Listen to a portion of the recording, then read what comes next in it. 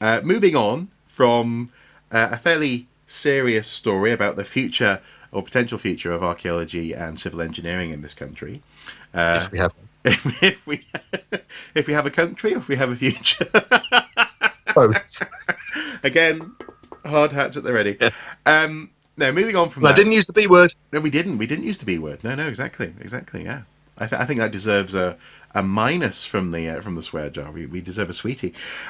Moving on to a story that really caught my eye from Norwich, and specifically Norwich Cathedral, a cathedral that has its origins in Norman times, but as many cathedrals have over the years, have been modified through the medieval period in particular, where they've constructed a sort of Victorian style Helter Skelter, one of these sort of cone-like structures that you climb up the inside of and then slide in a spiral down the outside of. They've constructed this within the nave of the cathedral, and the reason this really fascinates me is that one of the stated purposes for this project is essentially to do, or to allow the public to do, their own little archaeological architectural survey. They get to see aspects of the ceiling of the nave when they're at the top. And in particular, in this instance, the nave seemingly was subject to a fire at some point in the 15th 14th, century. 15th century, yeah. Where the ceiling had to be replaced. So it seems that these bosses probably come from then, these points where the vaulted ceilings meet. And they've turned these architectural nubs, I suppose, into a series of figures, 250 in all, that tell different stories from the Bible. It's actually quite a rich storytelling feature, especially one that survived things like the Reformation, for example. This strand of storytelling is something that definitely became unfashionable, and to have them there today for people to see, so colourful, is lovely. What do you make of the idea of climbing up a Helter Skelter to see a ceiling? If you're talking about a piece of public art, public access, and sharing of what is an architectural delight, I think it's wonderful. What they did, they took the seating out of the nave, so you have the empty floor as you would have had in the Middle Ages, with this wonderful sort of inverted ice cream cone with the slide.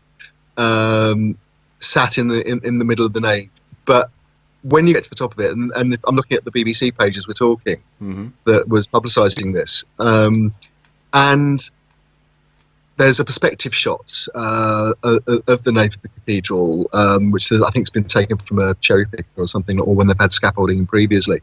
But you've got this 3 lines really of these gaudily painted, beautifully restored roof bosses, running the length of the nave. The perspective is really quite spectacular, and I just think it's a wonderful idea. Well, they're also incredibly detailed, and but also what's interesting, Yes. I'm noticing aspects of the detail that you see other forms of sculpture replicate. So, for example, some of these bosses, they appear to have exaggerated sized hands, because often these are things that are difficult to see the details of from a distance. So there's the stories from I think what looks like the Passion are in there. You have really monstrous sort of beasts that are swallowing people. You have crowded scenes that must be something to do with the heavenly host or something, or maybe Saint Andrew. It's hard to tell if that's a cross or not in the X. Lots of faces, lots of colour, lots of things that you don't necessarily attribute to a relatively cold stone experience. But this is the thing. I grew up just outside Canterbury, so if we can have a cathedral fight later, because I know you're particularly fond of Durham, and obviously Canterbury calls itself #1 cathedral UK. But I'm not going back in there. Canterbury. Canterbury, we were very fond of our roof bosses as well. But we didn't have this kind of access to them when I was a school child, school pupil, visiting the cathedral for the first time and learning about it. But what these are, they're a wonderful coming together of religious and popular art in the Middle Ages. They're often seen as an expression of not just the religious culture of the time, but also the personalities and the popular culture of the the masons who carved them. And notorious. There are things like when these kind of carvings are looked at in detail, there are caricatures. There are pieces of folklore. The Green Man, for instance, pops up from time to time in various, in these kind of contexts. So it's a wonderful. I think this approach, giving access in this way, is a wonderfully light touch way of putting people in touch with the popular culture of 500 years ago. Yeah. And making it part of their culture today. Lovely. I think so. And I mean, on that front, I should say, just to clarify what Andy was getting at there. Basically, I've had my view of cathedrals, I think, spoiled by living in such close proximity to what is frequently voted Europe's #1 cathedral, by the way, for tourist destination, architecturally. Opinion polls.